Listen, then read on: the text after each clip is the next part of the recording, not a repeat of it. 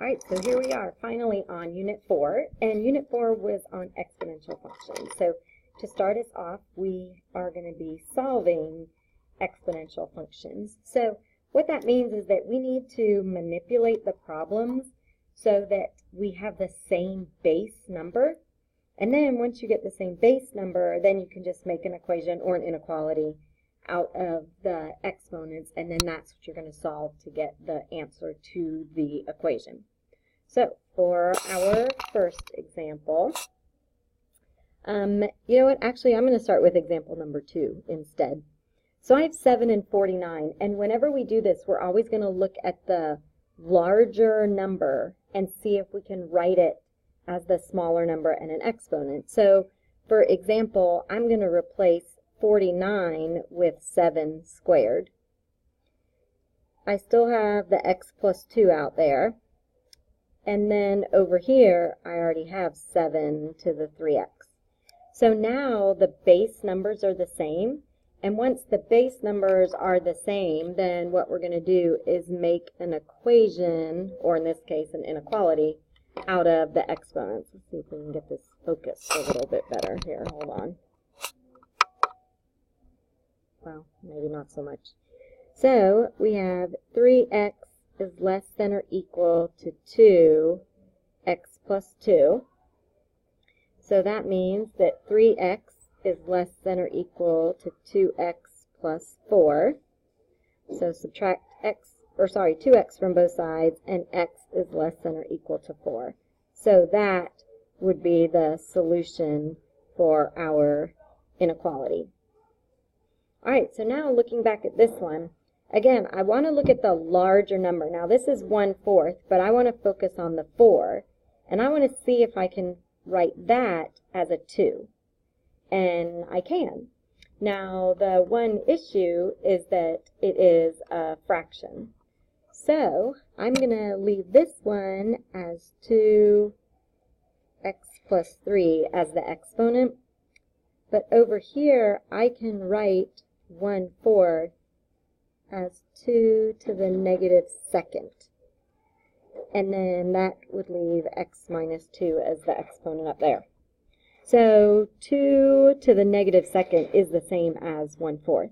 So now I have the same base numbers, and I am going to make an equation out of the exponents. So I have x plus 3 equals negative 2, parentheses, x minus 2. So now I just need to solve. So this would be x plus 3 equals negative 2x plus 4. So I'm going to add 2x over here, which would be 3x. Subtract 3 over there, which is 1. So x is 1/3. And that is the answer for this problem. Alright, so whenever you're solving with exponents in an equation or inequality, you need to get the base numbers the same.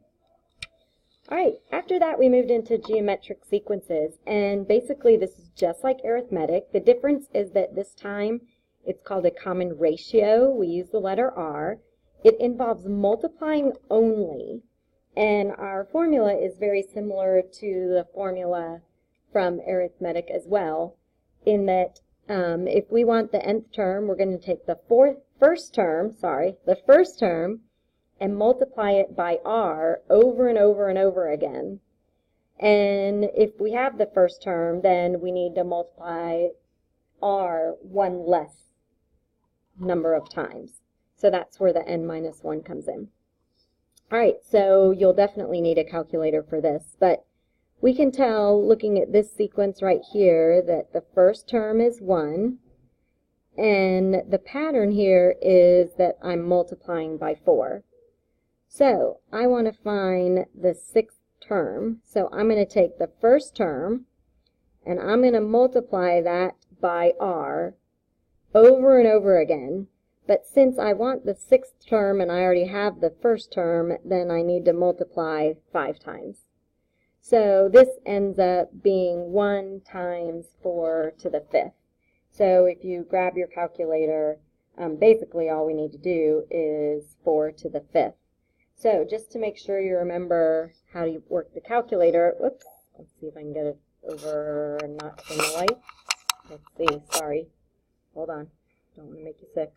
Okay, we don't really need the 1 times, but we'll just say 1 times 4. This is the exponent button right here. It's the caret button, and that is going to raise it to the 5th power, and then we can hit enter. So we get 1024. So the 6th term is 1024. All right, number 4. This time we want to find the 8th term in this sequence. So we can see that the first term is 12, and it looks like we're dividing by 2 each time. And dividing by 2 is the same as multiplying by 1/2. So remember that this is never division. This is always multiplication. So if we want the 8th term, then we want A8. So we're going to take the first term, and we're going to multiply it by the common ratio 7 times. So since we already have the first term, we only need 7 more. So on the calculator, I'm going to type 12, and then in parentheses, I'm going to put 1 divided by 2, and I'm going to raise that to the 7th power. And in this one, we end up with a decimal, so now I'm going to change it to a fraction, and we get 3/32. So 3/32. And that is the 8th term of the sequence. All right, so next up, looking at explicit formula. Explicit formula is the same as the formula for finding the nth term for geometric, so that works out really easily. So all you need to remember is that the value of r is what you're filling in, and then it has to be multiplication, so there's no division. So we write multiplication as a fraction. All right, so the explicit formula for this one, we can tell that the first term is 1 and the r is 4. So the formula is going to be A. Yes? There's not 1 in here, is there? No.